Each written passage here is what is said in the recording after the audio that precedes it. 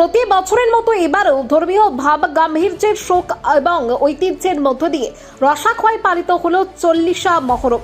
এই উপলক্ষে অনুষ্ঠিত হয় ঐতিহ্যবাহী লাঠি খেলা, যা দেখতে ভিড় জমান হাজারো দর্শক। উত্তর দিনাজপুর জেলার করণদিঘি ব্লকের রসাখোয়ায় প্রতি বছরের ন্যায় এবারও পালিত হলো 40 মহরম। এই উপলক্ষে রসাখোয়া হাই স্কুল মাঠে আয়োজন করা হয় ঐতিহ্যবাহী লাঠি খেলার। দূর দূরান্ত থেকে বিভিন্ন এলাকার দক্ষ খেলোয়াড়রা এই অনুষ্ঠানে অংশগ্রহণ করেন এবং তাদের চমৎকার কৌশল এবং নৈপুণ্য উপস্থিত দর্শকদের মুগ্ধ করে। ইসলামের ইতিহাস অনুযায়ী হিজরি 61 সনের 10ই মহরম অর্থাৎ আশুরার দিনে ইরাকের কারবালা প্রান্তরে মহানবী হযরত মুহাম্মদ সাল্লাল্লাহু আলাইহি সাল্লামের প্রিয় দৌহিত্র হযরত ইমাম হুসেন রাদিয়াল্লাহু তাআলা আনহু, তার পরিবার এবং সঙ্গীরা সত্য, ন্যায় এবং মানবিক মূল্যবোধ রক্ষার সংগ্রামে শহীদ হন। সেই আত্মত্যাগ ইসলামের ইতিহাসে এক অনন্য দৃষ্টান্ত হিসেবে স্মরণ করা হয়।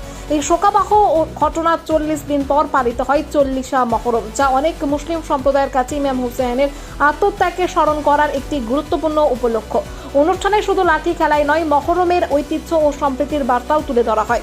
শিশু থেকে প্রবীণ সব বয়সের মানুষ এই আয়োজন উপভোগ করেন এবং এলাকা জুড়ে উৎসবের পরিবেশের সৃষ্টি হয়।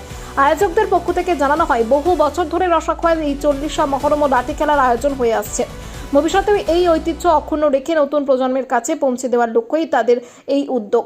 অংশগ্রহণকারী খেলোয়াড়রা জানান, লাঠি খেলা শুধুমাত্র একটি প্রদর্শনী নয়, এটি শৃঙ্খলা, শারীরিক সক্ষমতা, আত্মনিয়ন্ত্রণ এবং ঐতিহ্যের প্রতীক। তাই প্রতি বছর তারা এই অনুষ্ঠানে অংশগ্রহণ করে গর্ব অনুভব করেন। যাতে কোনো রকম আপত্তিকর ঘটনা না ঘটে তার জন্য মোতায়েন করা হয়েছিল বিশাল পুলিশ বাহিনী। ধর্মীয় মূল্যবোধ, ঐতিহ্য, শৃঙ্খলা এবং সম্প্রীতির বার্তা নিয়ে সফলভাবে সম্পন্ন হলো রসাখোয়ার 40 মহরমের অনুষ্ঠান।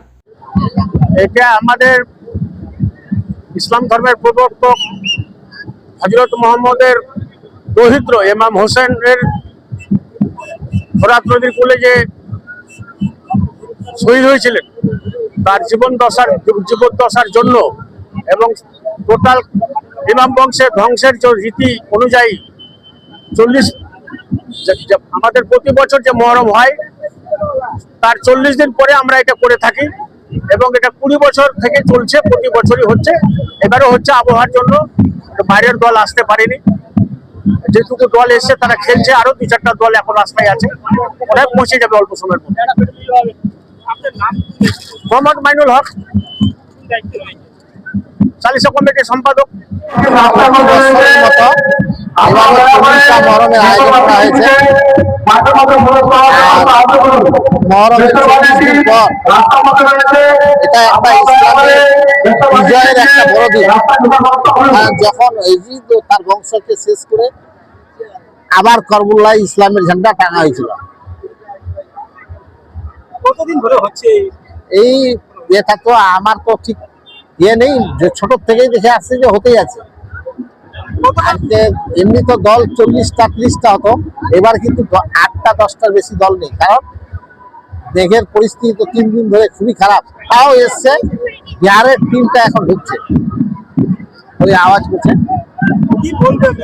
আমি বলবো এটা একটা সৌহার্দ্য, ভালোবাসা, সত্যের বিজয় আর অধর্মের পরাজয়, ওই দিন হিসাবে এটাকে মানা হয় আর কি।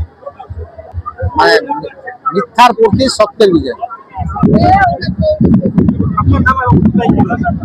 আমি শেখ শামসু, সমাজসেবী মেলার আহ্বায়ক। এটা 2026-এর 40 মহরম। আমরা প্রতিবার এখানে 40 মহরম করি। মহরমের 40 দিন পরে ইমাম হোসেনের শাহাদাত হয়েছিল মহরম 10 মহরমে। তারপরে আমরা ওই মহরম থেকে 40 দিন পরে এটা করি। প্রত্যেকবারের ন্যায় এবারও করা হয়েছে। এবার একটু প্রাকৃতিক দুর্যোগের কারণে একটু অসুবিধা হয়েছিল, কিন্তু যাই হোক, এখন মেঘের পরিস্থিতি ভালো আছে, ওয়েদারটা খুব সুন্দর আছে, কিন্তু একটু মাঠের অবস্থা ভালো নেই। আমরা প্রত্যেককে এখানে সকল ধর্মের মানুষ এই মেলায় উপস্থিত থেকে আমরা এই 40 মহরমটাকে অনুষ্ঠিত করি। এখানে ধর্ম বলে কোনো জিনিস নেই, সকল ধর্মের মানুষ আমরা একত্রিত থাকি। এখন এই মহরম চলাকালীন 40 মহরমে আমাদের সকলে প্রচুর সাহায্য করে। এই সাহায্যের মধ্যে বিশেষ করে রয়েছে আমাদের রসাখোয়া আউটপোস্টের বড়বাবু, উনি বিশেষভাবে সহযোগিতা করছেন। পুলিশ প্রশাসনের দিক থেকে ভালো সহযোগিতা আছে। থানা থেকে আইসি সাহেবও আমাদের সঙ্গে এ নিয়ে পিসফুল মিটিং করেছে এবং তিনিও আমাদেরকে বিশেষভাবে সহযোগিতা করেছেন। এবং এই চল্লিশা মহরম সুষ্ঠুভাবে যাতে পালন করি সেই জন্য লোকাল সকলেরই একটা বিশাল অবদান রয়েছে। আমরা সকলে মিলে এই উৎসব করছি। এখানে আমরা সাধারণত মোটামুটি এলাকার লোকাল দল আছে, লোকাল দলগুলো মোটামুটি 7-8টা দল আছে লোকাল। আর আমরা এবার বিহারে মেসুরভাটি থেকে একটা টিম নিয়ে আসছি, যে টিমটা ভালো খেলে।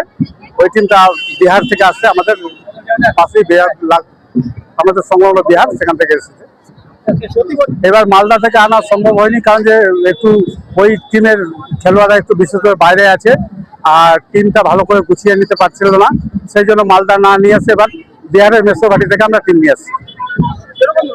মোটামুটি সে তো আনুমানিক বলা যাবে, সেটা পারফেক্ট বলা যাবে না, তবু কম বেশি 8-10 হাজারের মতো হবে। আমার নাম এহসান আলম, আমি চল্লিশা মহরম কমিটির কেশিয়ার বা কোষাধ্যক্ষ।